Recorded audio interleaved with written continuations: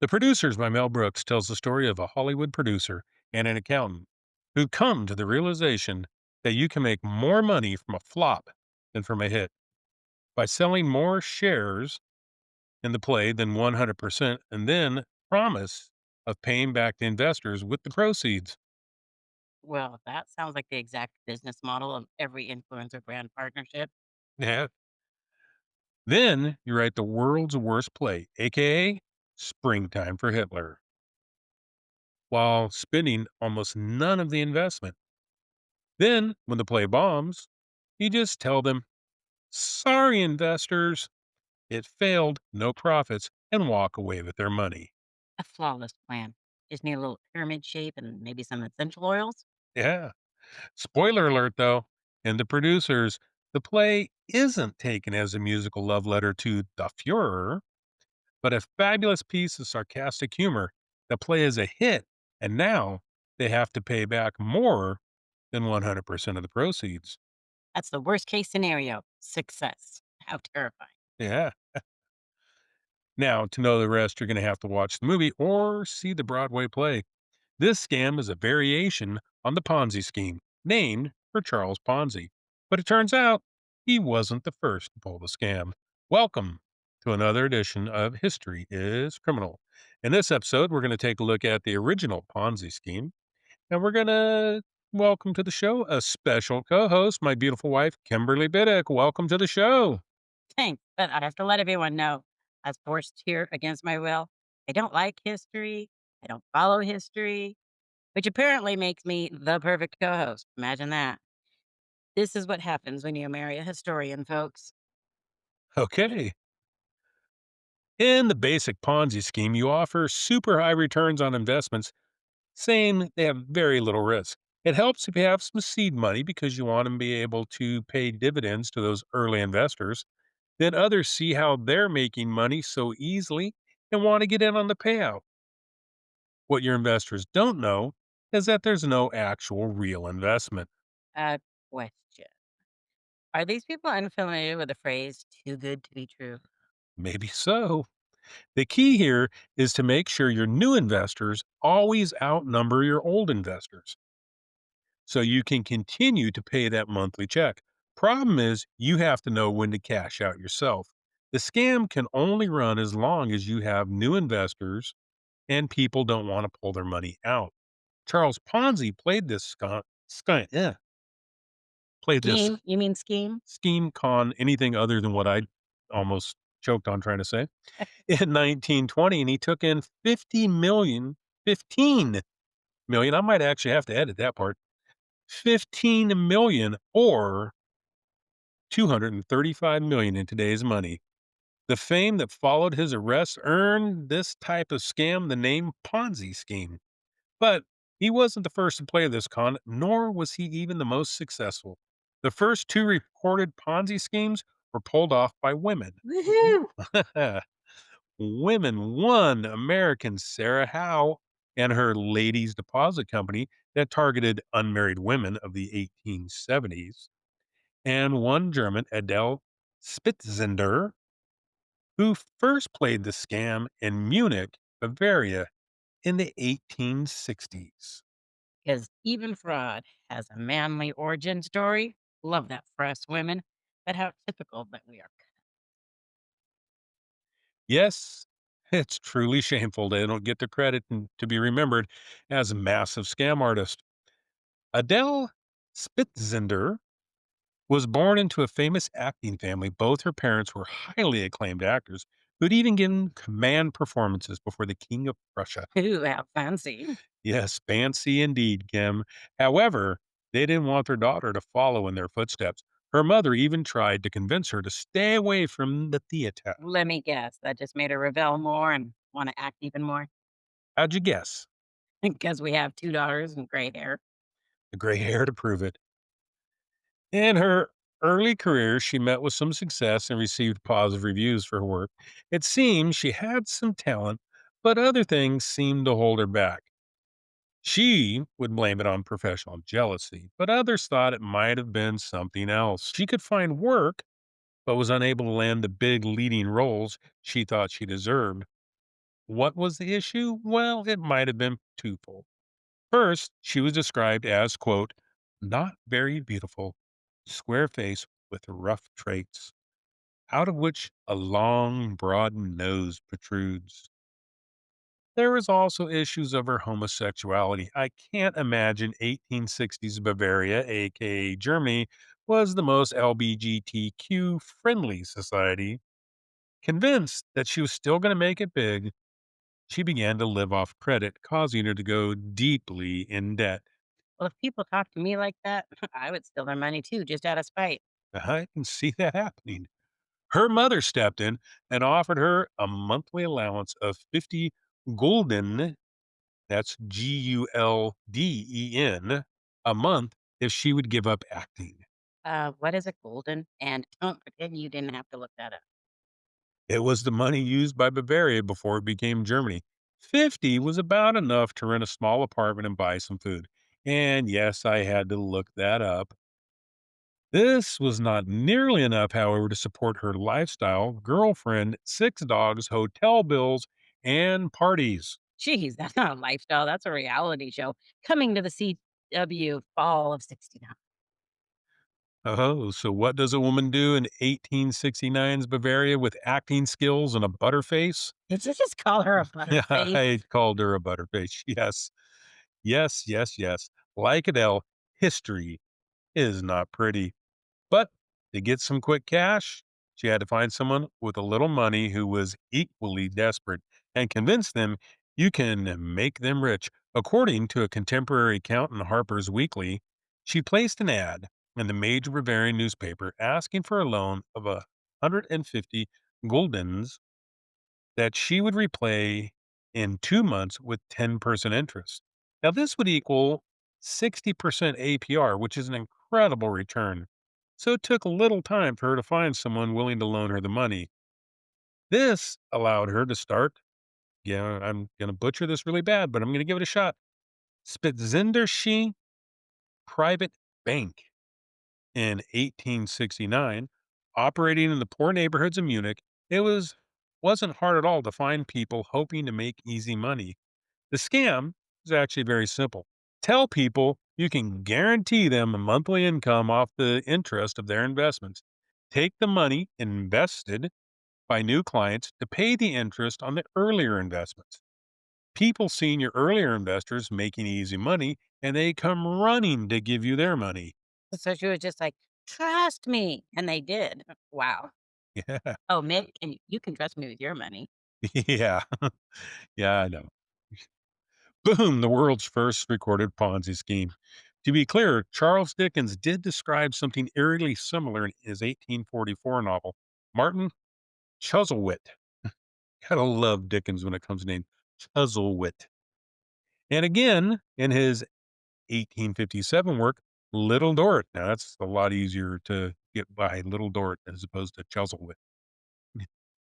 Now, of course, this is also the same author who named the teacher in one of his novels, Chokum Child. So, Jokum child. yes. Gee, let's read into that one. I'm assuming Dickens didn't have the best time in school. Now, in either case, I don't know if Adele read Dickens' novels or she came up with the idea independently, but it was working. Operating out of her hotel room, she had 40 employees and was literally filling cabinets with sacks of money. Why was she doing so well? It was a combination of two factors. As a con artist, her acting skills made her trustworthy. Oh, let's see. 100 years before women in the US could even get a credit card in their own name, people were trusting her with their money. Misogyny might have worked in her favor. It wouldn't it would have been hard for people at the time to think as a woman of being clever enough to pull off a scheme like this. Well, she sounds like a hero to me. Well, not so quick. She also benefited a little bit from anti Semitism. Oh, never mind. Forget that hero stuff.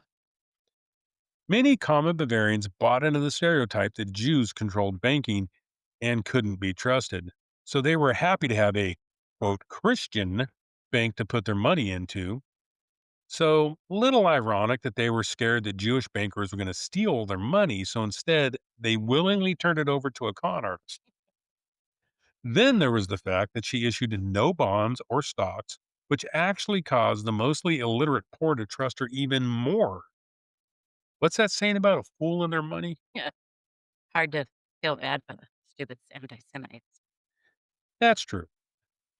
She was doing so well, and the number of depositors walking in and out of the hotel caused issues, so she had to expand. And in 1871, she bought a big house with her investors' money to house her now 83 employees. She also bought 17 other houses around Munich. Buying and selling real estate gave her a second source of income that she was not going to share with her investors. So wait, you mean that someone who made their money in real estate could be a crook? How shocking. Yes, I've never heard of a someone who made their money in real estate being a con artist. By 1872, she was the richest woman in Bavaria. And I don't know other than royalty who in Bavaria was a female that had money, but she was the richest out of all of them, which will actually turn out to be a lot of money. Of course, with that type of success, she started to get noticed. The government launched an investigation into her business in 1871. And when it was shown that she was able to meet her monthly payments to investors, the government concluded there was nothing they could do. Up to this point, none of her clients had complained. The banking regulations were so non existent in the 1870s. But when large investors in the major private banks start to pull their money out and deposit it in the Spitzender private bank, the government decided to find a way to get a closer look. Might be easier if you just said her bank. So let me get this straight. Once she started to hurt rich people, that's when the government decided to act? Yeah, how right. Yeah, but again, the laws about banking made it hard for the government to act. So instead, they decided to go public in an attempt to ruin her reputation. Like economic revenge porn. Yes, economic revenge porn indeed. Kinda. In October and November of 1872, the Bavarian Ministry of the Interior placed ads in major newspapers warning the people not to invest in her bank. Notice I said her bank that time instead of trying to There you fight my go. way through See? that All German right. pronunciation. I have good ideas every now and then. Okay. On the 7th of November, the Munich police also issued a statement calling into question the bank's reliability. Up to this point, she still hadn't had any client file a complaint. As long as the new investments outpaced the old, the scam could continue to run. With a total lack of regulations, the governments couldn't even look into her finances without someone filing a complaint. But the ads in the paper and the police statement had the desired effect. November 1872, the total amount of new deposits, the first time, proved to be smaller than the investments that had to be paid. I believe in the world of high finance. That's called a whoopsie. Whoops, indeed. Quickly, investors came to pull their money out of the bank. She went as far as to change the rules, only allowing withdrawals between 6 and 7 a.m., which I'm usually not up during those times, with no withdrawals on Wednesday and Saturday. And of course, banks were closed on Sunday. For the first time, her investors started to question where exactly had their money gone. Think limited banking hours would have been my red flag. Munich police were able to convince 40 depositors to file complaints against Adele.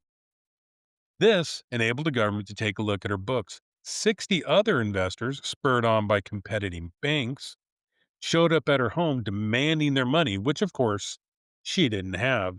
So what'd she tell them? Look, it's not like I don't have the money. It's complicated. Then she mumbles something and slowly shuts the door in their face.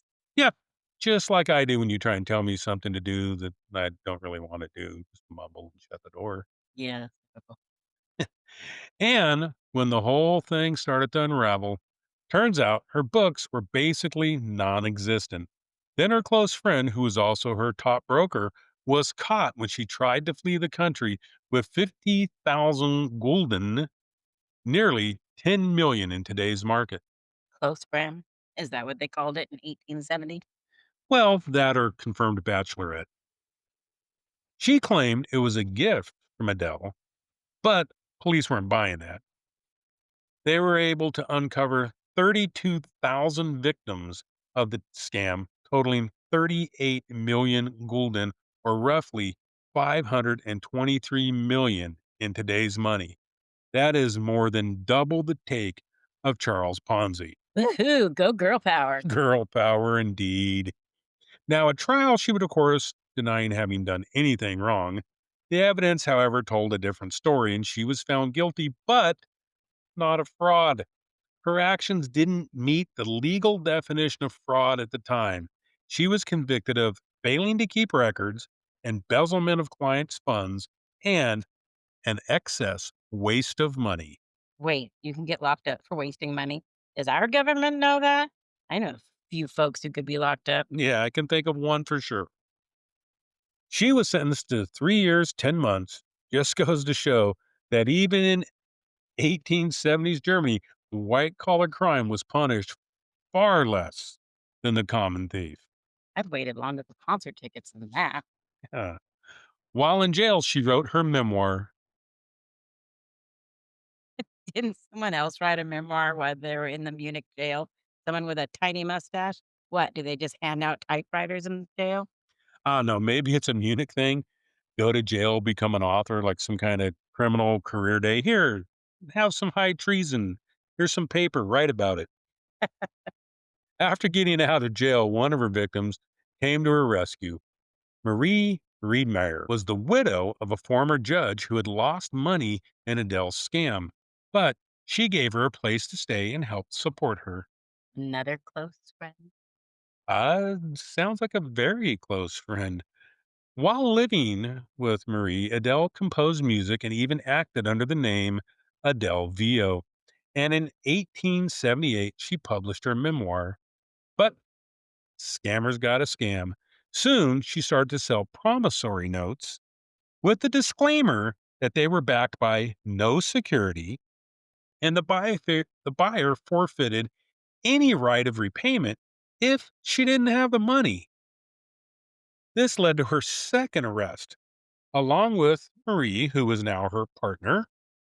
The prosecutor decided that if people were still willing to give her money after she was already busted once for scamming people and literally was like, you don't, you, Well, she did say don't expect your money back. yeah, she literally says, hey, if I don't have the money, nothing you can do about it. Let me guess, charges Mhm. were dropped. Yeah, the prosecutor decided to drop the charges because, hey, if you're that dumb, yeah, I guess you don't deserve money.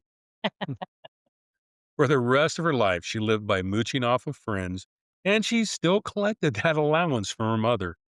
She even ran a couple of small scams that landed her in jail a couple more times. She kept this up until her death in 1895. So there you have it. The story of a woman breaking barriers in the world of crime only to get overlooked when a man does it far later and far less successful. Typical. And you wonder why I don't like history? Women are always getting cut out of it. Well, I tell you what, we'll look around for some more women making first in the worlds of uh, History is felonies. criminal. Yeah. This has been History is Criminal. Thank you to my co host, Kimberly. And please come back again next week as we dig up some more historical naughtiness. Until then, if you liked it, tell a friend. And if you didn't like it, tell an enemy. Never suffer alone.